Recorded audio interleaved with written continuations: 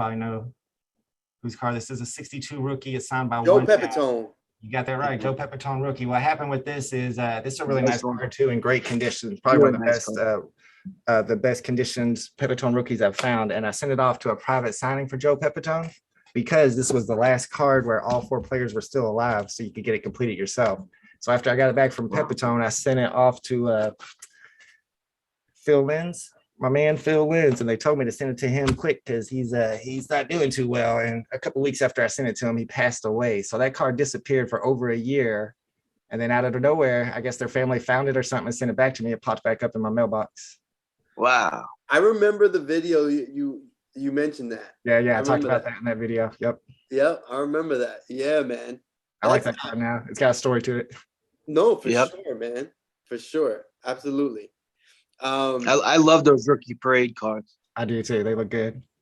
Yeah. Okay. So if you were able to jump in a DeLorean and throw on the flux capacitor and you were going to go back in time and let's go with you go back in time once while you were alive to relive or go do something while you were alive. It doesn't have to be relive an event, but just do something. And then you're going to throw it back even further before you were born. And then you're going to throw it forward in the future. We're going to go 3. So before you were born, during your lifespan, and then in the future. Man, so where we're going back to, I guess we'll go back to, I got to go back to the glory days of high school football. And there was like junior year, I decided not to play just because I didn't like the athletic director. I could have played and probably would have maybe got, heightened my standing a little bit and had a better chance of getting a scholarship after my senior year. So my junior year, I'd go back to there and I would have played that year. And then if I went further back, I'd love to go back to like the 1950s or 52 itself in particular, and go up to a store and buy all their unopened packs of 1952 tops, stash those and take them back home with me. Oh, that's good. And in the future, we'll go about 5 years and see what Veve's doing in the future. That is dope. I like man. You're trying to pull a Biff on us. Let's go. Exactly, man. I know. You got the magazine. He bought the magazine, bro. Yo, Biff got the magazine from. Oh man, that was messed up. And then he became rich. So funny, man. That's. I got a quick story for him, right? So my uncle, I had an uncle that he passed away years ago, but there was a legend that he had a bunch of baseball cards, like a huge baseball. Like I never seen it, he never showed it, but it was in his attic. So I lived in Queens and he lived in Long Island, and Topps was in Westbury. So in the 50s and 60s, they were in Westbury, Long Island. And he used to work near where Topps warehouse was, where they made the cards. But it was legend that he would dumpster dive. And he would get all these boxes of cards, and they were stashed up in his attic. So, I mean, I never got a chance to find out what happened or what was up there. But yeah, that's the story. Man, I would buy that house just in case. Yeah, his kids got everything. But dang, that's awesome. Yeah. So everybody in the chat, this is open forum. We've got VV Vote. Obviously, look, we're gonna wrap it up here soon. Snowstorm coming in, so we were able to go a little bit over here. So take advantage. Ask anything you want us to ask VV Vote and in the chat, and we'll ask it here. So all right. So if you were gonna get I don't know if you have tattoos or what have you, but if you were gonna get a tattoo, another one or a new one, what would it be? All right. Well, first off, I do have tattoos. I have a whole chest piece that says "Family is Forever," and I have my son's name all the way down my ribs. And if I had to get another one, I know y'all are gonna like this, and I just bought an NFT to match it. We're gonna get a Cat Bronson. That's a tattoo that a lot of people that don't even collect NFTs actually have, that Mr. Cartoon puts on people. I'd love to have my own Cat Bronson NFT. I mean, it's NFT too, but also a tattoo to go with it. That's what's up. I would be able to get it from Mr. Tune himself because he charges 50K. Maybe somebody else can do it. Yeah. And I remember when he was just starting, man, and I knew a couple, people in the industry that was going to see him. And then once I saw Eminem go to him, and then he took G Unit with him, and then Lloyd Banks came back with the crazy back piece. I was like, oh, this dude's gonna blow up, man. And that was it. He started charging crazy, right? Man. Yeah, I think that's a great NFT to own because he's so popular. He's so legendary. So, okay, all right. I definitely want to ask this. Go a little bit crazy, a little bit off the rails. You popped in while we were talking to the GALE. Things were getting a little crazy. I want to ask: do you believe in aliens, extraterrestrials, however you want to put it, entities from another planet, another dimension? Is there, what do you believe? Do you believe yes or no? All right, so I think the best evidence so far is that last sighting that a lot of people talked about, the Tic Tac UFO, the US Nimitz one. I mean, the testimonies and the radar information that came with it, it seems pretty hard to deny. And then the second most important information when it comes to proving whether or not they're real is like this old painting back in the 1950s. I'm sorry, the 1500s. Yep. And it shows a guy in the background with his dog looking up at a UFO before there was ever any, flying planes. And the paint artist is obviously showing you that this is what I saw. And that's why he's showing him and his dog pointing up looking at it. And I think that's actually really good historical evidence for it. There's another one from the 1600s that shows a war, like a bunch of UFOs fighting in the sky. Yes, that was from France. That's a good one too, and it has a whole story about it. Yeah. Awesome. The Louvre or whatever they call it. They have old paintings of even with Jesus in them, where UFOs over his shoulder. Yeah, I mean, of course, the universe is so big that it would be almost impossible for no other planet to have life. But I think that it's possible that they have visited here just because of the evidence we've seen. Yeah, man. I agree 100%. I'm with you on that. Original Mertz there says, did aliens collect NFTs before? Probably created NFTs. Yeah, they created them. That's right. They're behind it all. They came from Area 51. Yeah. So Cheesemo was asking, better to hold sets or go for individual for long run? For the long term, is it better to collect sets or individual pieces on Veve? It's probably better to do individual pieces, but as a collector, man, sets is what I do. Even though I don't really care too much about MCP points, that's the way that sets is how I lock it in, that I'm not going to resell it or sell it off. Once I have a set, I know that one's one that I'm collected and I'm not going to get rid of it. But maybe in the future, if we're able to sell sets all together, do you think that, I'm thinking they'll probably cost a little bit more than those 4 NFTs, the floor price of those 4 NFTs. If you're able to bundle a set of 4 together and sell it as one, it's going to have a premium. Miguel was just talking about that. I think it's a great idea. Yeah, I think if we're able to do that, then they'll be worth collecting for sure. Yeah, man. I would say my 2 cents, I guess, is I kind of felt the same way about the MCP points. I really wasn't I wasn't really too vested into whatever it was about. But then when I started digging in a little bit more to the drop system going forward, I'm starting to realize how important these tickets are going to be. And, it's almost like you now having bots. That's basically what's going to happen. Because for each person, if I have 14 entries, that's like me having 14 bots. See what I'm saying? It's 14 versions. Oh, lost them. We may have lost them. So while we wait for Strange to come back on, let's look at a card. You have something available for us to take a look at? Always, man. I got plenty of cards.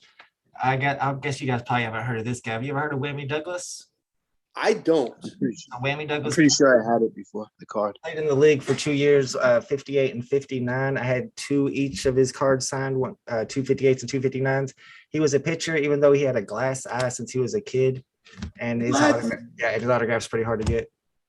No way. He had a glass eye. That's why I called him Whammy. Oh, we got Strange. Strange, can you hear us? Yes. Okay, I'm sorry, you froze, we lost you, but you're back. You were in the middle of giving us some like crazy knowledge bombs. The floor is yours. You got to let me know what you heard last. So was talking about MCP points and how if you have enough tickets, you have 14 tickets, it's kind of like having 14 bots. 14 and I kind of think that the ticket's going to be who has the most tickets. Yeah, it's kind of looking like that. And then, you know, if you remember when they dropped the first report on what it was going to be about, one of the first things they said was like, no matter what you read, don't change the way you collect and stuff like that. And that let me know, like, especially since we're dealing with the type of company that really listens to us, I was saying to myself, none of this stuff is etched in stone. So if we don't agree with what they say the value of an uncommon is or rare is, eventually they're going to change it. Especially, it's not like they rolled it out yet, so they can retract and change whatever they want. And I just kept collecting it quarterly. You know, I try to do kind of like you do with getting every cover, but I was totally out of range of that. So I just stuck with my commons, my uncommons, rares whenever we come from the time where we've seen rares go for way more than they are now. So I know when things come full circle, people start caring about rarity again, especially the rares that have original covers, and they're not so much like a variant. Those I still like. And what a little bit of research I'm doing is looking like you are going to get some decent points for at least having a common and an uncommon of the comics, and of course you got diminishing points and all this stuff when you start stacking stuff, but I'm not stacking for the points. I'm stacking for the flip later on, and I think these books are going to go crazy because I think they're all undervalued. So the only thing that scares me, I wanted to ask you guys, because I'm a beginner in Veve, and you have a company that sells comic books at $6.99, collectibles like $60. Now, obviously, we're talking about huge companies that are behind those contracts that are probably getting a big percentage of that money. So who's to say that, like, if the people at Veve see that they just sold the comic book for $6.99 and it's now going for $3,000, like we've just seen with the Spider-Man, like, could there be corruption there? I mean, like market manipulation? Yeah, like they said with Panini. Panini last year, they said that there was people that were setting up LLCs and selling Panini products from Panini through those LLCs, like on eBay and stuff like that, because the same box that cost $20 was going for $120 online. Yeah, I personally have no idea how your question would equate the same way. Like, I don't know how the company could have anything to do with the prices, because we know who's selling what. We know who we know who a lot of these people are in the marketplace. But do you really know them? I mean, you don't really know them. Some people, yeah. Some people, yeah, okay, because again, certain pieces that you're holding, you gotta kind of be a whale to even have it. Or you see people over and over and over, and then you see them in Twitter, and then you see them in different spaces, and then eventually you hear them talk, and then eventually you see them on YouTube. So some people really do. It just depends on how long you've been in the community, and how long you've been watching the marketplace, and because again, that's like saying, when the whole bot thing came out, people were able to figure out who most likely be using the bots. How? Because they just keep watching the marketplace and see the names pop up. Then what trends do you see? Oh, I see the same guy somehow got 5 of the same collectible, and I could barely even get one on a drop that just took place a half an hour ago. How's that possible? So it's certain things you start to gather over time of putting in the work, putting in the time. Sure. I hope we don't catch it. I 'Cause, just can't it's, see. I personally can't see. I don't. I don't see how they could even do it. I just don't think it's possible. Yeah, very interesting. You know, we're so early right now. You know, the whole thing is, I'm excited about the whole thing. You know, I'm happy I'm here. But I you know, I enjoy all the different questions that are thrown at me. You know, again, I'm sure Vivo, you get a lot of questions. You know, I want to know what his answer and his thought process is on that question, and even yours, Joe. I don't know if I understand exactly what type of market manipulation you're talking about when it comes to like Panini. I know what you mean by people going to Walmart and hanging out there and getting all the no, boxes. I'm talking about directly from the company, that we're taking directly from the company. Also, the Like company sells them in bulk. you could go on eBay right now and you could put in, let's say, 2020 Prism football, and you'll see that there's certain blaster boxes that thousands of them were sold, and the guy still has so many of them at $125, $130. The rumor is that people at Panini were behind that.